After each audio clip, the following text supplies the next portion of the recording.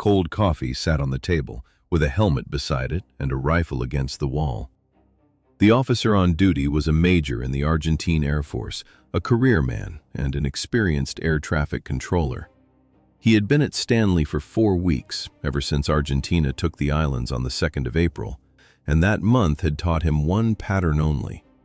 He cleared friendly aircraft.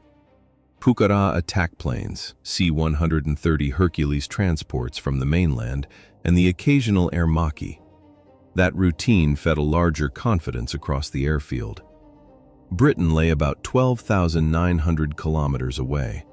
The Royal Navy Task Force was thought to be roughly 320 kilometers to the east, and Sea Harriers could fight only about 160 kilometers from their ships. Everyone on the field knew that arithmetic. No nearby British base existed. No carrier in range could send a heavy bomber over Stanley, so the men there did not expect serious bomb weight from the air. At 4:40 in the morning, the long-range radar of GDA 601 painted a contact about 48 kilometers out and closing, and even then the first response was not fire, but doubt. The duty officer asked for clarification because a friendly aircraft made more sense than an attacker. A late Hercules fit the picture better. So did some other Argentine movement.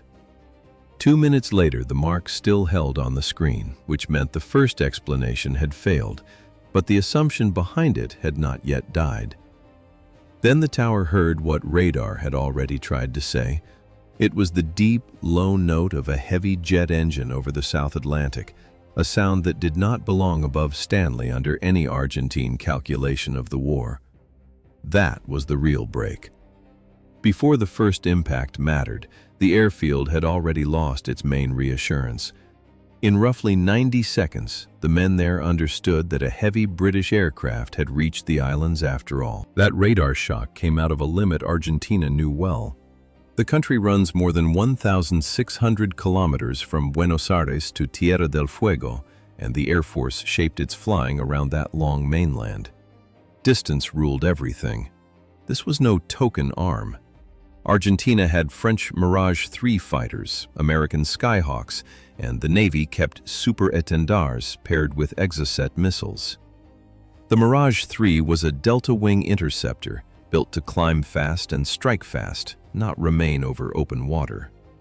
Brigadier General Basilio Lamidoso judged his force with care. So did his staff. That caution mattered before the invasion. Of the 3 services, the Air Force was the least eager to seize the islands. The Navy wanted them. The Army would take them. Air officers answered with map lines, southern bases, and fuel.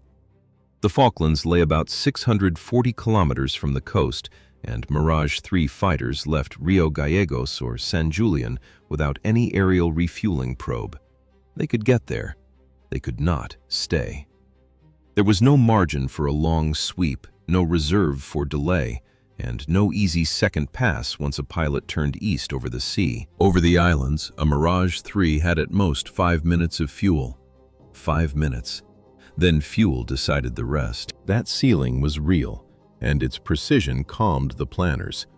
Over the disputed airspace, Argentine fighters had about 5 minutes of fuel, and Air Force staff carried that figure straight to their superiors as a working wartime limit. The invasion still went ahead. But the calculation itself was sound. Range was not wrong. Geography was not wrong. The islands sat about 12,900 kilometers from Britain, while HMS Hermes and HMS Invincible offered decks but no heavy bomber at all. Sea Harriers guarded ships. They carried only a few hundred kilometers of reach and missiles for fleet defense, not the weight needed to rip up Stanley's runway in one hard strike. Every visible British asset fit the same picture. Nothing in that inventory suggested a bomber could appear over Stanley and still make the return trip. The nearest British territory only hardened that reading. Ascension Island lay roughly 6,275 kilometers north of Port Stanley, with open South Atlantic water between them and still no friendly British base near the target. From Argentine desks, the answer looked settled. No carrier could launch the needed aircraft. No nearby base could recover it. And no ordinary mission profile promised bombs on Stanley with the crew returning home. Early April reinforced that belief because Britain answered the invasion with a naval force, not any visible bomber bridge. On the 5th of April, only 3 days after the invasion, the Royal Navy Task Force sailed from Portsmouth. What mattered next was the shape of the force moving south.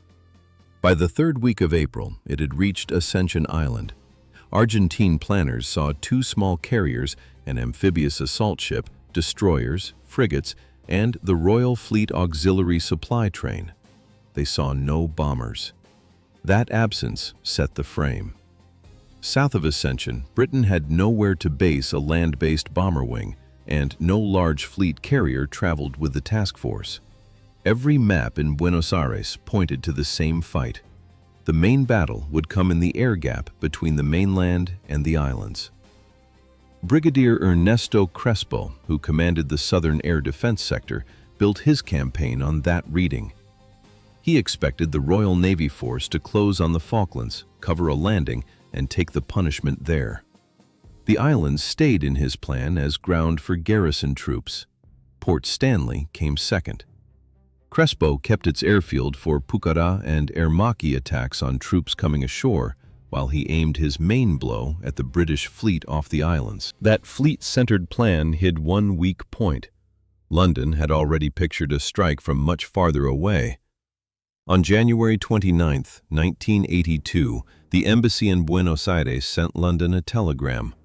Argentina wanted retired Avro Vulcans. Quietly. The talks had started in late 1981 and covered 6 to 12 airframes leaving British service. London was weighing both sides at once.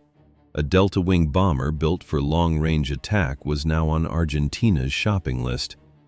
London saw the risk. 2 months remained. On February 2nd, the Foreign Ministry replied, the sale should be opposed because a Vulcan could threaten the Falklands. That warning now met its real test. London still had to reach the islands. The nearest foothold for that reach lay about 9,650 kilometers north of Port Stanley, at Wideawake on Ascension Island. Wideawake sat on black volcanic ground, and everything depended on its single runway.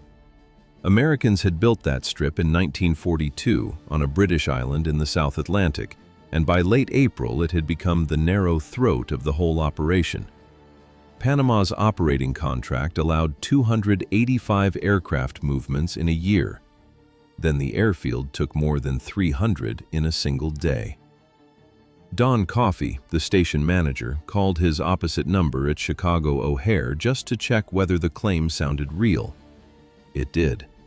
The pressure on the runway matched the pressure on the aircraft parked beside it. In the last week of April, Vulcans stood there after spending the previous half-year on the road to disposal. The Vulcan B-2 came out of the early 1950s, built as a strategic bomber with a delta wing and 4 Olympus engines. It had entered service in the mid-1950s, and London had formally announced its retirement in November 1981. By then, it was no longer the centerpiece of British nuclear planning. It was an old bomber pulled back to the front because nothing else in British service could throw weight that far. That is the mechanism in one image. One island, one runway, one bomber already marked for exit. And at the peak, Wideawake handled more than 300 movements in a day against a contract limit of 285 in a year. That overload bought time, not readiness. Back at Waddington, crews had to rebuild bombers the RAF had already scheduled to lose. By March 1982, only 3 Vulcan squadrons remained, all at RAF Waddington in Lincolnshire. They were due to disband on the 1st of July. Argentina invaded on the 2nd of April, and the fleet suddenly had 11 weeks left. On the 5th of April, the order arrived to restore air-to-air refueling on a small number of Vulcans. That capability had been out of use for about 10 years. The probes often still sat on the aircraft. The trouble sat behind them. Engineers found disconnected pipes, capped lines, and parts removed altogether and passed to Nimrod and Hercules fleets. Panels came off. Dust lay on parked airframes, and old kerosene hung in Waddington's hangars while teams searched for each missing section. They went through gate guardians, museum aircraft, and RAF scrapyards. One team reportedly flew to a United States Air Force base in California and removed a probe from a Vulcan on outdoor display. Bomb racks came back from a scrapyard at Newark-on-Trent. Carousel navigation units came from stored British Airways VC-10 airliners. One often repeated story, which the RAF Museum itself treats with caution, says an officer's mess ashtray held one missing component. Hardware was only half the problem. The crews had not practiced air-to-air refueling for 20 years. They had not practiced conventional bombing for 10. They had 13 days. In 13 days, engineers and crews put Vulcan back into shape for air-to-air refueling and ordinary bombing. All that rushed reactivation now narrowed to one strip at Wide Awake. On the night of April 30th, 2 Vulcans rolled behind a long line of Victor tankers to the end of the runway. 13 aircraft waited there in total, 11 Victors and 2 Vulcans. Wing Commander Jeremy Price had spent the previous fortnight building the refueling sequence. A Vulcan could not reach the Falklands alone, and the Victors could not carry it all the way unless other Victors first topped them up. One tanker fed the next, then peeled away for home as another moved forward, already filled by the aircraft behind it. That meant each transfer removed one tanker from the chain and sent it back. By the time the bomber reached its target, the fuel in its tanks would have passed through 5 other aircraft. The primary Vulcan was XM598 under squadron leader John Reeve, and soon after takeoff, the rubber seal on his direct vision side window failed. That failed seal changed the mission at once. The cabin would not hold pressure. Dry air filled the crew space, and John Reeve could not keep XM598 on the route south. He could not just land. The aircraft was still too heavy, so he turned back and burned fuel off in the air before returning. That failure pushed the strike onto the reserve. XM607 took the job, and Sandy Airfield now fell to Flight Lieutenant Martin Withers and his crew. With him were Peter Taylor, Bob Wright, Gordon Graham, and Hugh Pryor. 5 men, normally. That was the standard crew for a Vulcan B-2. But this aircraft launched with 6. Dick Russell came from the Victor fleet as an air-to-air refueling instructor, and he took the jump seat behind the others. He was there because the Vulcan crews had practiced night refueling for less than 2 weeks. That mattered fast. The Vulcan B-2 was a 4-engine long-range bomber, not an aircraft built for frequent, complex refueling near the end of its service life. So Russell stayed on that folding seat, ready to take the controls at each tanker contact, instead of a crew still learning the drill. That spare seat mattered for a reason. By 1982, the Vulcan was already old. It first flew in 1952, entered RAF service in 1956, and its engines and avionics were old. Its navigation kit lagged behind the B-52 in places. The bomber was still flying, but it was flying on borrowed years. Still, the bomber was only the front edge. Behind it sat V-Force, Britain's Cold War nuclear deterrent, built from the mid-1950s to the late 1960s. The tanker chain was there. The crews learned polar stars. Empty ocean offered no marks. Britain had 3 strategic bombers for the job: Vulcan, Victor, and Valiant. It also built tankers to push the strike range towards Soviet territory. By 1982, much of that strength had already been retired on paper. The Valiant was scrapped in 1965 after airframe fatigue cracks. The Victor B-2 became a tanker. The Vulcan had only 12 weeks left before disbanding. But the aircraft were still there, the crews were still there, and the memory was still there. On the 5th of April, the order came down, and the old force came back into the air. In April 1982, the men at RAF Waddington were already preparing for disbandment ceremonies. The squadrons arranged farewell dinners, planned their parades, and got ready to drop their squadron colors. RAF Waddington in Lincolnshire had spent decades as one of the main hubs of British bomber aviation. Now the wing was shutting down after 25 years with Britain's deterrent. Then war hit the ritual. Engineers dropped retirement plans and moved to 16-hour shifts. Crews already moving toward the Buccaneer and the Tornado, just entering service, came back to relearn the old trade. The planners pulled Reeve and Withers, both older pilots, for the long flight south. The shutdown stopped cold. Moffett rebuilt the bomb load from zero. James Moffett, working for the Ministry of Defense, got 72 hours to work out the right number of bombs. He phoned the firm that built the Port Stanley runway and asked for the exact concrete specification. The runway itself became the problem. He took those numbers to the Royal Aircraft Establishment, where physicists measured what a 1,000-pound bomb would do to that slab. Physicists had already used Patrick Blackett's wartime method from 1942 to judge bombing effectiveness. 3 numbers came out. 7 bombs was acceptable. 14 was good. 21 was the answer, the maximum the bay could hold on that long flight south. That final answer still hid the larger price. It took 11 Victor tankers to put 1 Vulcan over 1 runway at the bottom of the world. Those 11 Victors did not just feed the Vulcan, they carried the whole raid. Over one night, aircraft passed 244,000 imperial gallons of jet fuel between them, 1.1 million liters.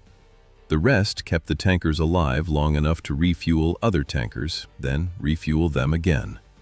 1 bomb, 7% reached the Vulcan. By the final handoff, it was already over the South Atlantic around 30 degrees south. The fuel had passed through 5 aircraft. The Argentine High Command had not budgeted for that chain. No other Air Force in 1982 could do it, not the United States Air Force. By then, the Victor was already a tanker, not a bomber. The USAF could put a B-52 over almost any target on Earth, given a friendly base within range. But this was different. Ascension Island was about 6,300 kilometers from the Port Stanley area one way. The fleet was already being scrapped. The order came with 13 days to prepare. Those 13 days changed everything. Britain kept 3 hard facts. Argentina had none of them.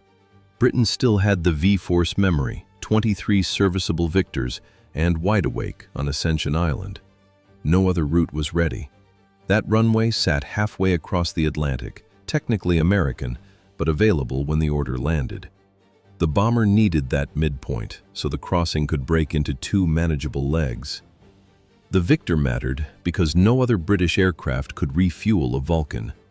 By 1982, those 23 airframes were the only tanker pool left.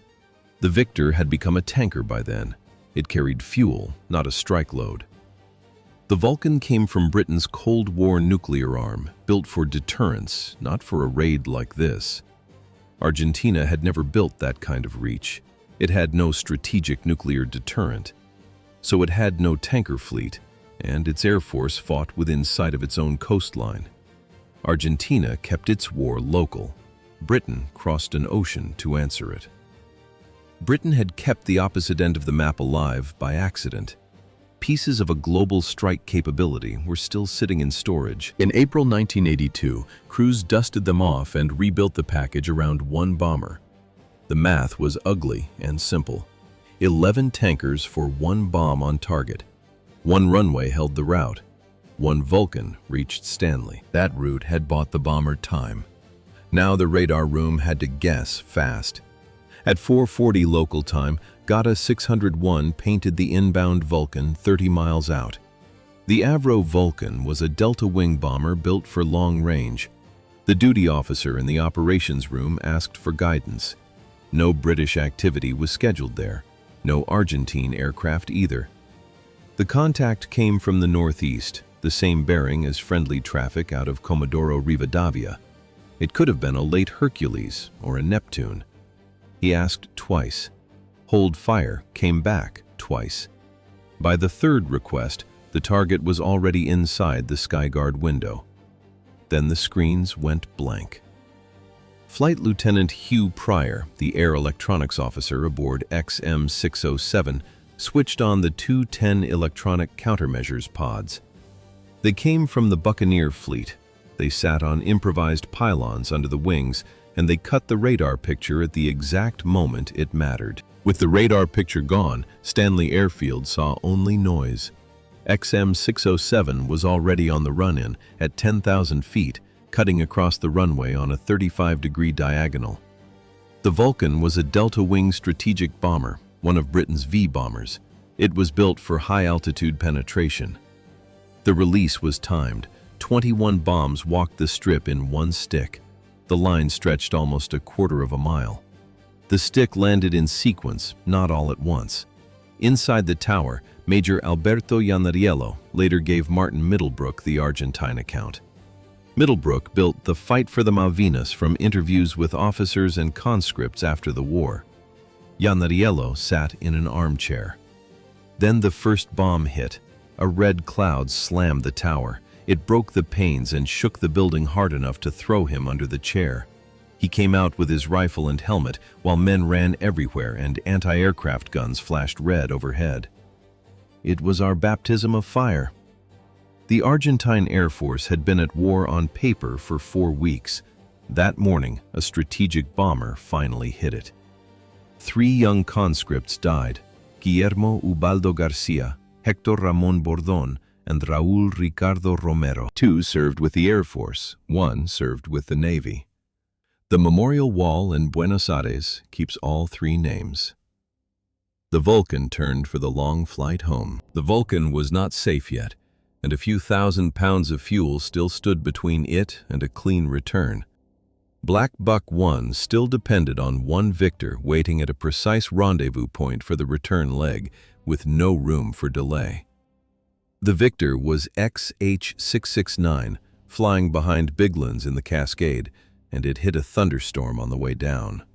Steve Biglands lost his refueling probe in the basket behind him, and the line stopped there. No probe, no transfer. That broke the chain at once. Without his own probe, Biglands could not take fuel, and he could not pass fuel onto the bomber on the next leg. Bob Tuxford, captain of Victor Cell 189, call sign White 2, saw the plan collapse and reversed the roles.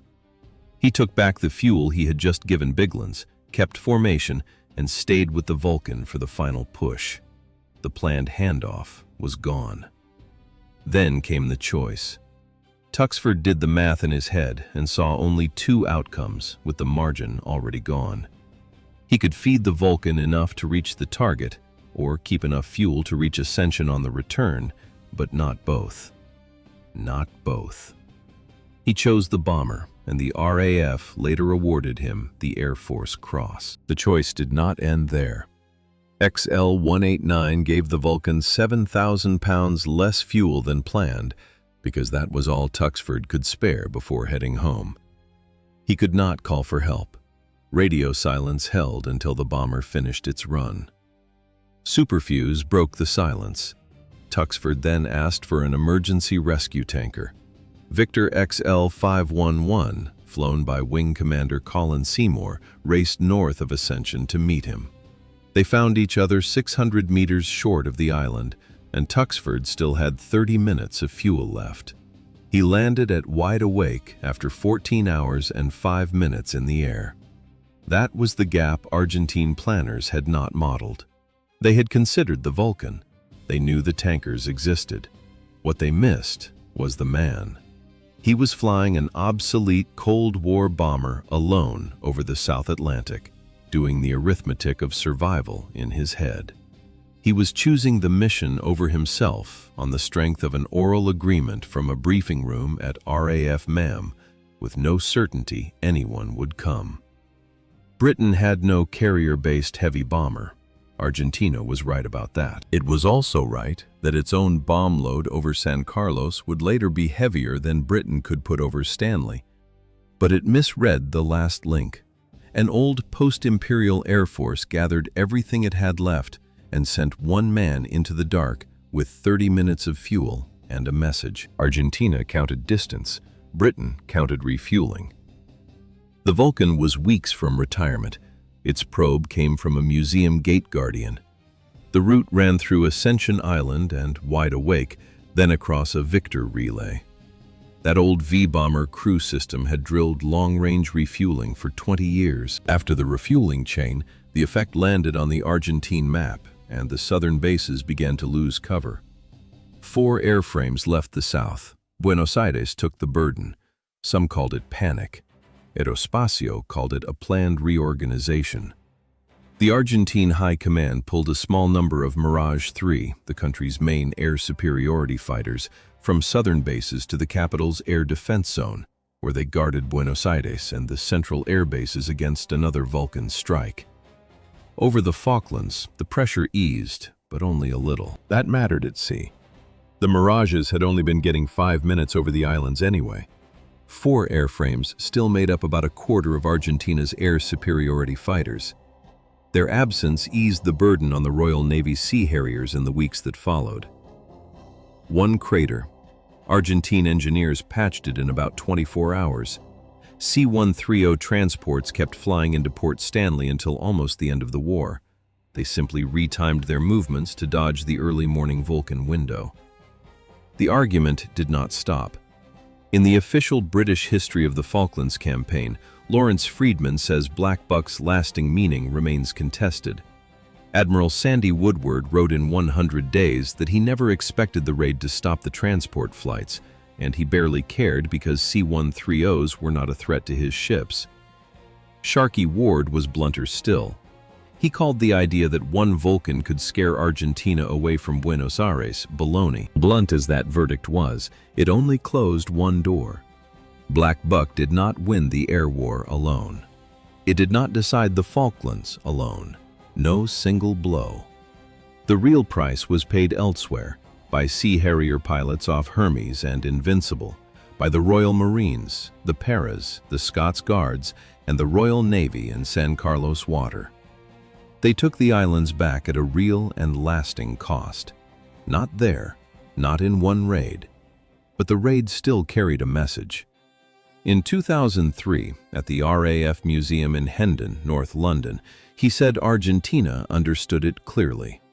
He called Black Buck necessary and said it supported the task force. The Falklands were no longer protected by about 13,000 kilometers of distance. On the 2nd of April, Argentina thought the islands were beyond British air power. By the 1st of May, fighters were moving to defend Buenos Aires itself. Distance stopped working. XM-607 landed at Wide Awake at 14:52 Zulu. Martin Withers had been airborne for 15 hours and 45 minutes. Clean landing, no drama. Withers received the Distinguished Flying Cross. Bob Tuxford received the Air Force Cross. The RAF mentioned Peter Taylor, Bob Wright, Gordon Graham, Hugh Pryor, and Dick Russell in dispatches. Their names went on the record. That night, 11 Victor tankers logged 105 hours and 25 minutes across 11 airframes. Heavy work. The Vulcan flew 6 more Black Buck missions before the war ended. 1 aircraft kept going. The last one came on the 12th of June, 1982. The Royal Air Force's Heavy Bomber Force flew its final operational bombing raid that day. XM-607 flew it too, with Withers back in the left-hand seat. 2 days later, the Argentine garrison on the Falklands laid down its arms.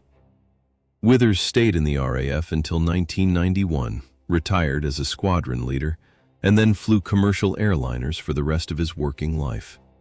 In 2007, he returned to the Vulcan as chief pilot of XH-558, the only airworthy example left in the world. The Vulcan to the Sky Trust restored XH-558 to flight. Tuxford left the RAF as a wing commander, wrote a memoir of that night called Contact, and at the time of recording was still alive. In 2026, XM-607 sits under restoration on the apron at RAF Waddington, with 3 small bomb motifs on her nose for the 3 black buck missions she flew. She has not flown since 1982.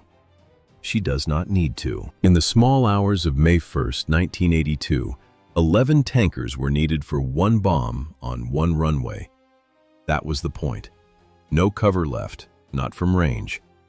An Argentine Air Force major lay on the floor in the Port Stanley Tower, rifle and helmet beside him, broken glass at his feet. Distance was no longer a defense.